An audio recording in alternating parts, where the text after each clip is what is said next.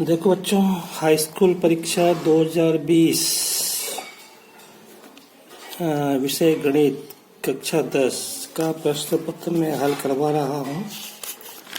उसी क्रम में अपने ये प्रश्न हो गए थे। अब मैं आगे ये जो है अपना दस्तक कर लेते। अब मैं 11वां प्रश्न आपको हल कराना चाह रहा हूँ। ये प्रश्न दिया है, यदि साइन ए बराबर 3/4 तो कोस ए और टेन ए का मान ज्ञात करो। देखो कैसे करते हैं। हम एक समकोण त्रिभुज बनाएंगे और यहाँ पे देखो ये कोण ए दिया है, तो इसलिए मैं ये न्यून कोण में ए नाम देगा, इसको बी और सी नाम दे दो। इस कोण के लिए ये लंब होगा, ये कर्ण होगा और ये आधार होगा।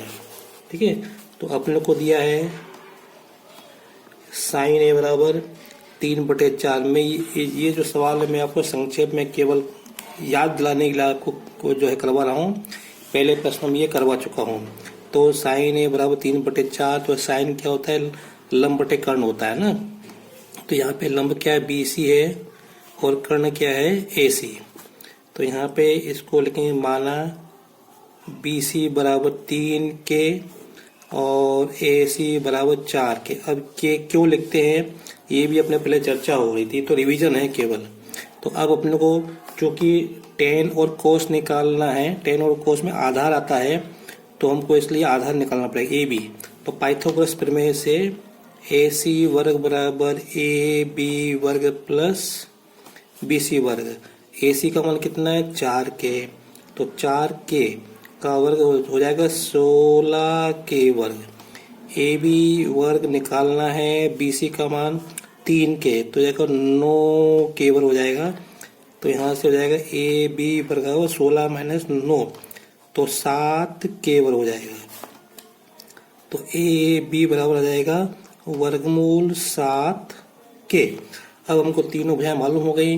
ये कितनी है, AB हो गई वर्गमूल 7 के और AC है 4 के और BC है 3 के। हमको कोस A निकालना है, तो कोस क्या होता है, आधार बटे कर्ण होता है। तो आधार कितना है, वर्गमूल 7 के, कर्ण की क्या है 4 के से के कट जाएगा, तो वर्गमूल 7/4 ये कोस A का मान आया। इसी प्रकार हम टेन A निकाल सकते हैं।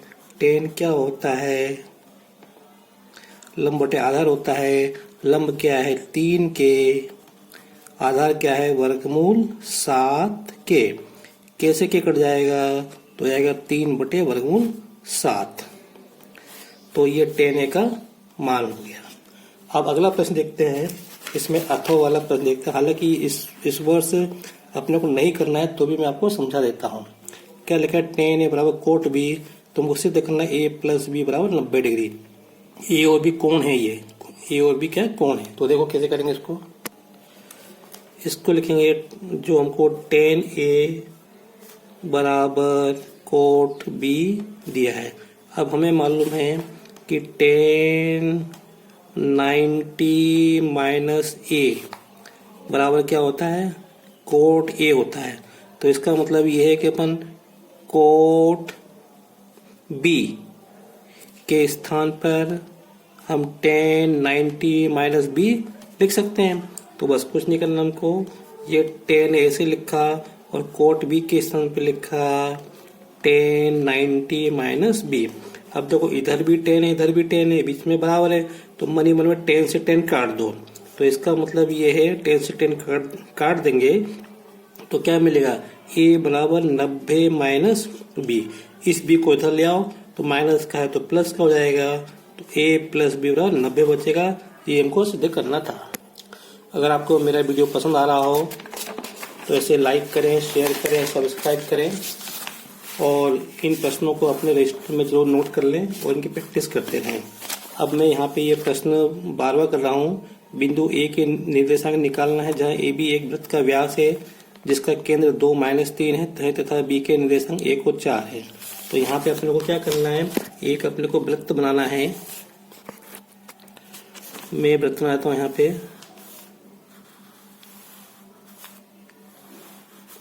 और ए बी इसका व्यास है, ए और बी। तो बी के अपने को निर्देशांक दिए 1 और 4।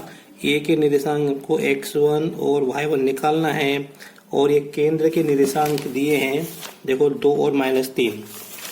तो यहाँ पे इसके साथ लिखो 2 और -3।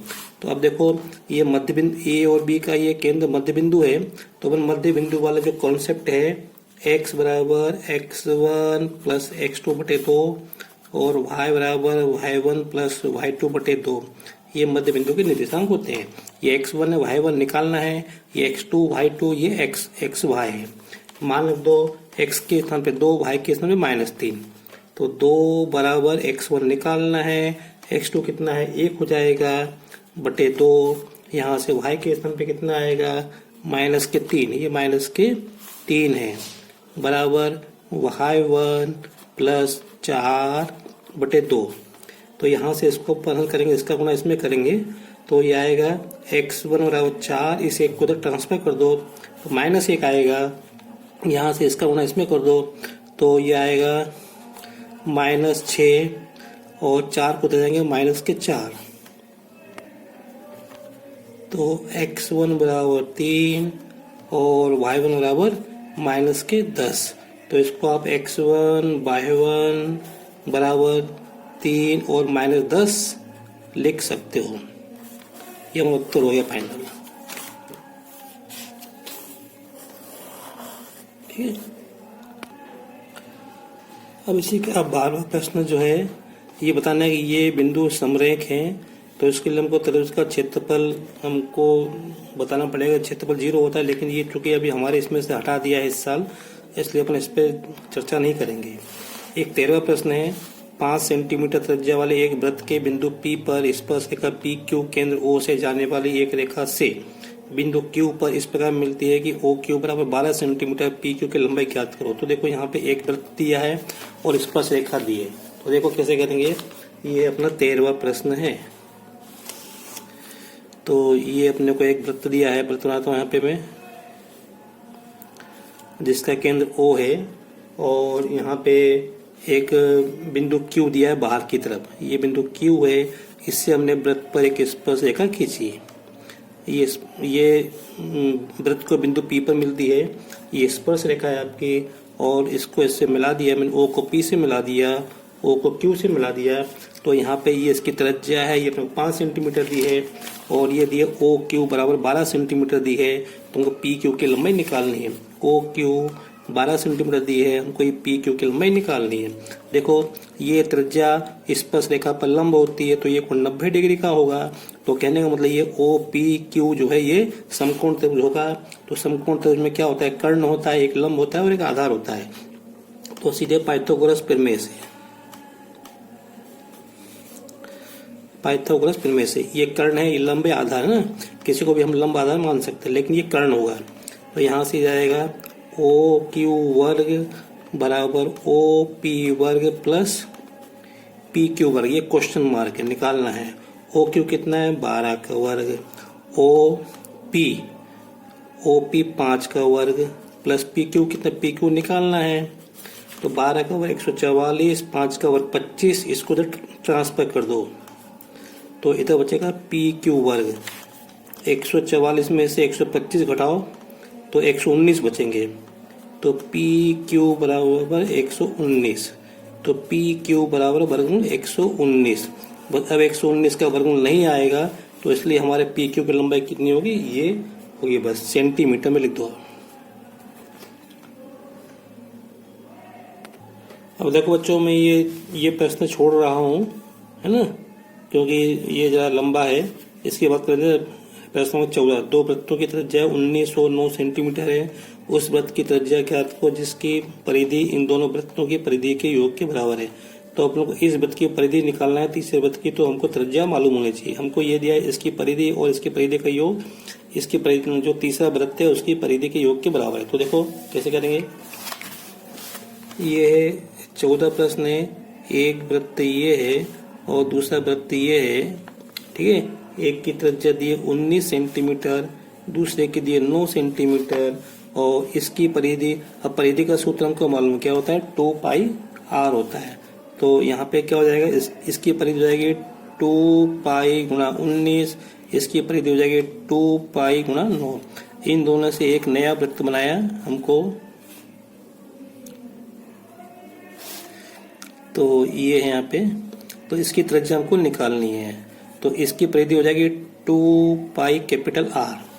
तो इनका योग इन परिधियों का योग बराबर इसके बराबर होगा। तो यहाँ से हो जाएगा 19 दूनी 38 पाई प्लस 9 दूनी 18 पाई बराबर 2 पाई R।